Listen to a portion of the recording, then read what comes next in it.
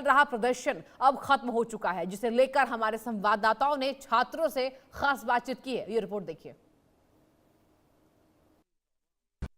जंतर मंतर पर 20 जुलाई से चल रहे धरना प्रदर्शन को लेकर आज निर्णायक भूमिका में जो जैन जी है वो पहुंचा है।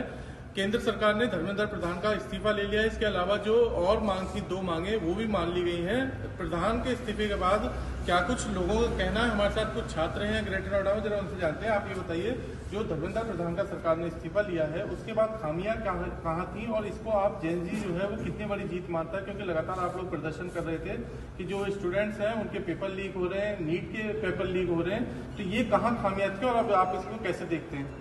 देखिए, जैसे कि हरिओम पवार साहब की लाइनें हैं कि गौन भले हो जाऊं लेकिन मौन नहीं हो सकता मैं, पुत्र मुँह में शस्त्र त्याग कर द्रोण नहीं हो सकता मैं वो कलम नहीं हूँ जो बिक जाती हो दरबारों में, मैं अविधा की परंपरा हूँ अंधियारों चौबारों में, मैं वाड़ी का राजदूत हूँ, सच पे मरने वाला हूँ और डाकू को डाकू कहने की हिम्मत करने वाला हूँ। अगर किसी ने जो भी ये कोई भी सरकार हो, चाहे कांग्रेस हो चाहे BJP, as a youth of this country हमारी रिस्पॉन्सिबिलिटी है कॉन्स्टिट्यूशनल डेमोक्रेसी में जो भी सत्ताधारी हैं उनको हम अकाउंटेबल हेल्ड करें। हमें इस संघर्ष को यही नहीं रोकना है। कभी भी इन फ्यूचर जब भी कोई ऐसा काम होगा जिसके लिए यूथ को आना चाहिए सामने, तो यूथ आने ही चाहिए। ये आज की बात नहीं है, कई सालों की बात है और हम समय समय पे आते रहेंगे। बिल्कुल। लेकिन जरा हमारे साथ और भी लोग हैं, आप बताइए, जो एनटीए में दिक्कत थी उसको किस तरह से देखते हैं और इसमें अब क्या सुधार की जरूरत है? इसके लिए जो खाली धर्मेंद्र प्रधान है उनके इस्तीफे से कुछ नहीं होगा।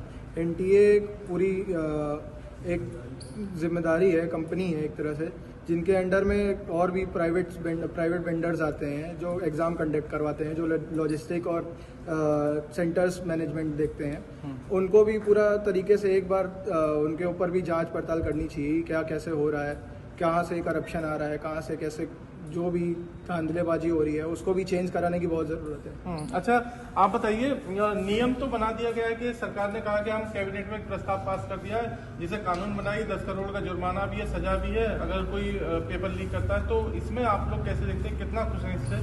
आई थिंक एक्शन ऐसे छोटे मोटे मतलब हर तरीके का लॉ बना दिया। ये पिछली बार जब हुआ था तब भी कहा गया था कि ऑलरेडी उन्होंने, मोदी जी ने साफ साफ कहा था वीडियोज में कि ये पहले से ही सख्त लॉ एग्जिस्ट करते हैं, अब आप कौन सा लॉ बना रहे हैं जब भी पेपर दूसरी बार लीक हो रहा है। और सिर्फ बात इस्तीफे की नहीं है। आई थिंक एक इंसान के बदल जाने से पूरा सिस्टम नहीं बदलेगा।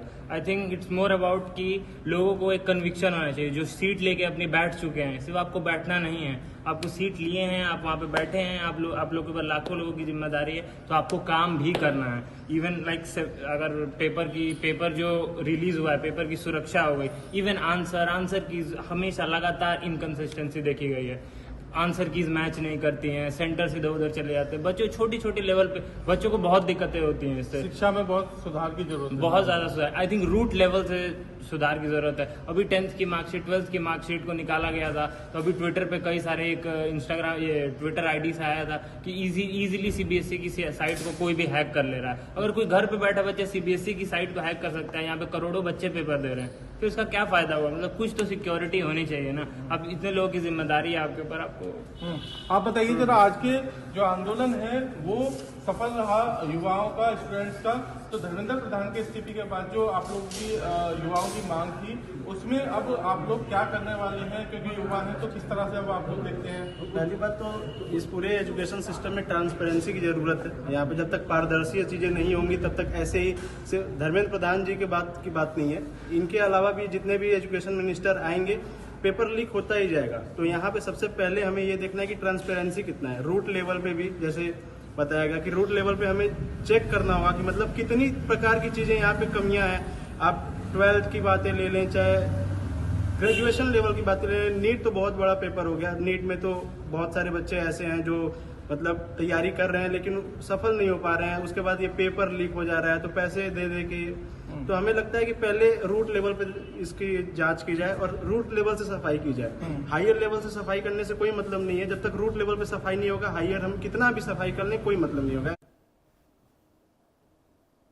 तो ये रिपोर्ट आपने देख ली। चलिए बढ़ते आगे। पीओके प्रदर्शन